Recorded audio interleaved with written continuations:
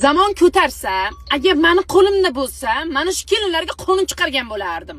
Bilmayman bu hozirgi kelinlarga nima bo'lgan. Hozir yosh qizlar erga tegib olasizlar. Ha, nima bo'lyapti desa, onasining gapiga kiryapti. Onasini aytganini qilyapti. Onasini chizgan chizig'idan chiqmayapti. Chiqmaydi-da.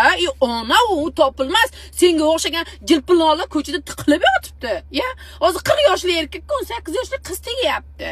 Ya, onam miyasini ishlatish kerak. Har bitta insonni o'zini o'rniga qo'yib ko'rish kerak. Meni onam bo'lsa nima bo'lardi deyish kerak. Sizlar ham o'sha qaynonaga o'xshab chiqib olib noldan ko'taringlar. Uy quringlar, bo'ynagi uy ko'taringlar, bittani partilatib tug'inglarda katta qilib birovga shuni dars yo'qib bering, uni ishini qilib yursin. Qat bitta shunday bo'lyapti. Tayyor qilyapti, sizlarga beryapti, sizlarning xizmatlaringizni qilib yuribdim bechara er. Onam desa xotin qolib ketyapti, xotin desa ona qolib ketyapti. Lekin u bilmaydi-ku, ona topilmas.